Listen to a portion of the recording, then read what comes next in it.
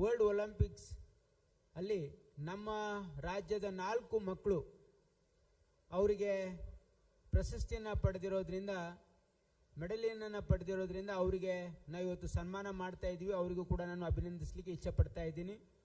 ಅದಲ್ಲದೆ ನಮ್ಮ ರಾಷ್ಟ್ರ ಮಟ್ಟದ ವರ್ಲ್ಡ್ ಸ್ಕಿಲ್ ಕಾಂಪಿಟೇಷನಲ್ಲೂ ಕೂಡ ಸುಮಾರು 10ಕ್ಕಿಂತ ಜಾಸ್ತಿ ಮಕ್ಕಳು ಅದರಲ್ಲಿ ಗೋಲ್ಡು ಮತ್ತು ಸಿಲ್ವರ್ ಮೆಡಲನ್ನು ಪಡೆದು ನಮ್ಮ ರಾಜ್ಯಕ್ಕೆ ಒಂದು ಹೆಮ್ಮೆಯ ಒಂದು ವಿಷಯವಾಗಿದೆ.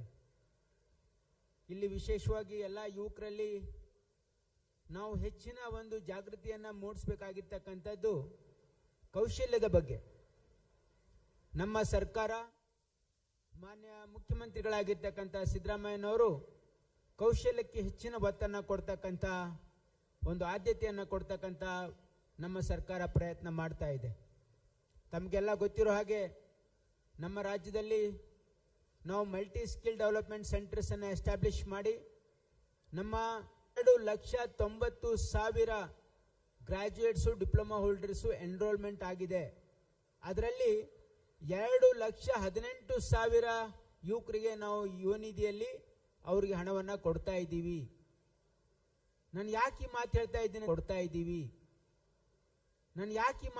ಇದ್ದೀನಿ ಅಂದರೆ ನಾವು ಕೇವಲ ನಮ್ಮ ಗ್ರಾಜ್ಯುಯೇಟ್ಸಿಗೆ ಹಣ ಕೊಟ್ಟರೆ ಸಾಲದು, ಅವರಿಗೆ ಕೌಶಲ್ಯನೂ ಕೂಡ ಕೊಡಬೇಕು ಅಂತಕ್ಕಂಥ ಸದುದ್ದೇಶ ಇದೆ. ಯುವ ನಿಧಿ ಪ್ಲಸ್ ಅಂತಕ್ಕಂಥ ಏನು ಅನೌನ್ಸ್ಮೆಂಟನ್ನು ಮಾನ್ಯ ಮುಖ್ಯಮಂತ್ರಿಗಳು ಮಾಡಿದ್ರು. ಅದರ ಅನ್ನು ಅನೌನ್ಸ್ ಮಾಡಿ ಸುಮಾರು 5,500 ಮಕ್ಕಳಿಗೆ ಈ ವರ್ಷ ಅಡ್ಮಿಷನ್ ತಗೊಳ್ಳಿಕ್ಕೆ ಅವಕಾಶ ಮಾಡಿಕೊಟ್ಟಿದ್ದೀವಿ. ಜೊತೆಗೆ 30 GDTC ಇತ್ತು, ನಾವು ಸುಮಾರು 8 ಹೊಸ GDTC ಕಾಲೇಜ್ಗಳನ್ನು ಸ್ಥಾಪನೆ ಮಾಡ್ತಕ್ಕಂಥ ಪ್ರಯತ್ನ ಮಾಡ್ತಾ ಇದ್ದೀವಿ.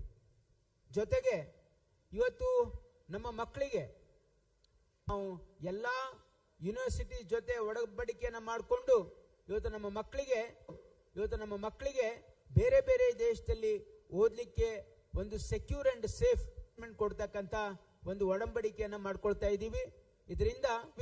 ಇದರಿಂದ ನಮ್ಮ ಮಕ್ಕಳಿಗೆ ಬೇರೆ ದೇಶದಲ್ಲಿ ಕೆಲಸ ಸಿಗ್ತಕ್ಕಂಥದ್ದು ಅವಕಾಶ ಇದೆ. ಹಾಗಾಗಿ ನಮ್ಮ ಮಕ್ಕಳಿಗೆ sky is only the limit. ಯಾಕಂದ್ರೆ ನಾವು ಬರೀ ಕರ್ನಾಟಕ ರಾಜ್ಯಕ್ಕಷ್ಟೇ ಅಲ್ಲ ನಮ್ಮ ಮಕ್ಕಳನ್ನ ನಾವು ತಯಾರು ಮಾಡ್ತಾ ಇರೋದು, ಭಾರತ ದೇಶಕ್ಕಷ್ಟೇ ಅಲ್ಲ, but the globe is our destination. Entire world ಅಲ್ಲಿ ಇವತ್ತು ವಿಶೇಷವಾಗಿ ನಮ್ಮ ಕರ್ನಾಟಕದ ಮಕ್ಕಳಿಗೆ, ಕರ್ನಾಟಕದ ಗ್ರಾಜ್ಯುಯೇಟ್ಸಿಗೆ ಬಹಳಷ್ಟು ಅವಕಾಶ ಇದೆ. ಯಾಕಂದ್ರೆ ಇಲ್ಲಿ ಒಳ್ಳೆ ಒಂದು ಇಕೋಸಿಸ್ಟಮ್ ಇದೆ. ಇಲ್ಲಿ ಒಳ್ಳೆ ನಮ್ಮ ಇರ್ತಕ್ಕಂಥ ಏನು ಗ್ರಾಜ್ಯುಯೇಟ್ಸ್ ಇದ್ದಾರೆ, ಒಳ್ಳೆ ಸ್ಕಿಲ್ ಹೊಂದಿದ್ದಾರೆ ಅಂತಕ್ಕಂಥದ್ದು ಈ ಭಾವನೆ ಇಡೀ ವಿಶ್ವದಲ್ಲಿದೆ. ಹಾಗಾಗಿ ಎಲ್ಲರೂ ಬೆಂಗಳೂರು ಕಡೆ ನೋಡ್ತಾ ಇದ್ದಾರೆ.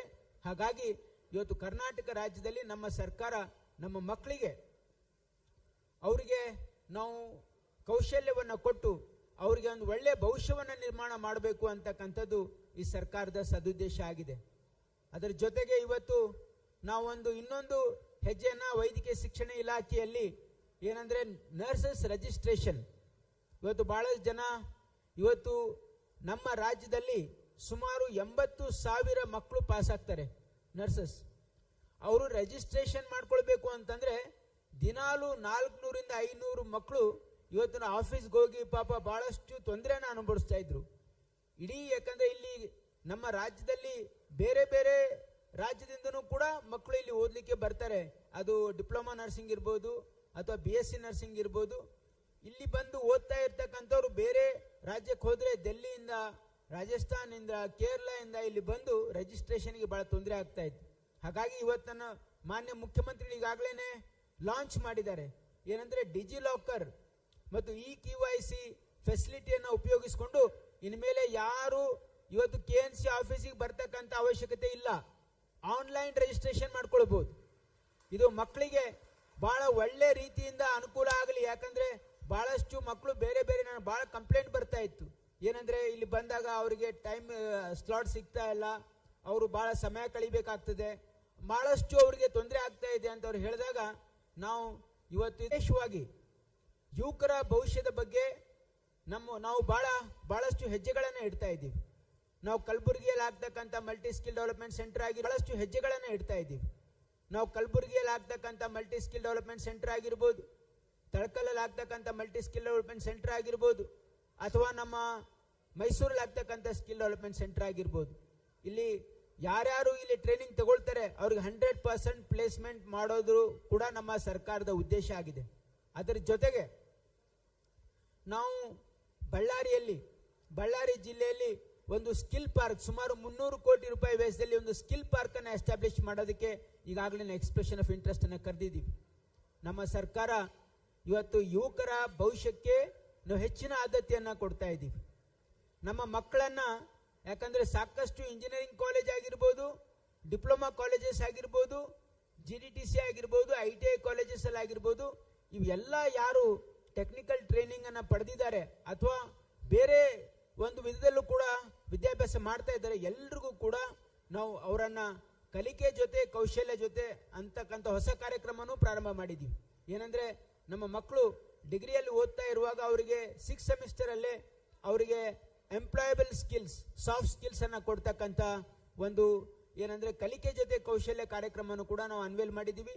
ಜೊತೆಗೆ ಇಂಡಸ್ಟ್ರಿಯಲ್ ಲಿಂಕೇಜ್ ಮತ್ತು ಫ್ಯೂಚರ್ ಸ್ಕಿಲ್ಸ್, ಯಾಕಂದ್ರೆ 5 ವರ್ಷದಲ್ಲಿ ಬಹಳಷ್ಟು ಬದಲಾವಣೆ ಆಗ್ತಾ ಇದೆ. ಯಾಕಂದ್ರೆ ಮಾಹಿತಿ ತಂತ್ರಜ್ಞಾನದ ಈ ಒಂದು ಬಹಳ ವೇಗವಾಗಿ ಬದಲಿಸ್ತಕ್ಕಂಥ ಈ ತಂತ್ರಜ್ಞಾನದಲ್ಲಿ ನಮ್ಮ ಮಕ್ಕಳನ್ನ ನಾವು ಅವರಿಗೆ ಅಪ್ಡೇಟೆಡ್ ಆಗಿ ಇಡಬೇಕಾಗಿರ್ತಕ್ಕಂಥ ಅವಶ್ಯಕತೆ ಇದೆ. ಮುಂದೆ ಬರ್ತಕ್ಕಂಥ ದಿನಗಳಲ್ಲಿ 3 ರಿಂದ 5 ವರ್ಷದಲ್ಲಿ entire landscape of skill is going to change and we need to upskill and reskill our youngsters. For that we are already establishing skill development center across the state. Apart from that, we have established future skill scheme, and apart from that, industrial linkage. We have invited the industrial partners and academic partners to come and collaborate with us.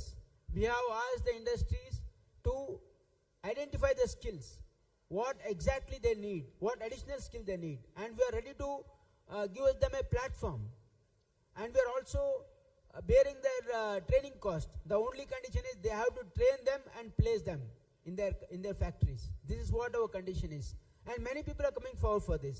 Industrial linkage program, many people are participating. It's an open invitation to any industry. If they are finding a shortage of a skilled workforce in their industries, they can approach us. We will provide a platform, we'll provide the training cost, you can come and you can give a syllabus, what exact skill you want, we'll give them an opportunity. Here, there is a huge scope in Karnataka for the youngsters, and this department and my government definitely wants to give them a better opportunity, so that in future, we need to change the way we are skilling them. And there is a lot of changes going to happen in next 2 years. So my government is committed for the placements of the youngsters of this state. When compared to the country, Karnataka is better placed. But even then, you see, state is not the destination. Country is not the destination. See, the globe is the destination. So we need to look opportunities in Germany, in America, in Britain, in all the parts of the world. And for that, the biggest barrier is the language. That's what I have learned now. So we are establishing German language in all my most of my GDTC centers, and also for the nursing colleges we are introducing Japanese language and German language in nursing college, because there is huge demand across the globe.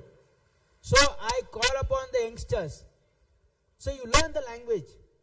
The world is a destination. You have a great opportunity outside the country.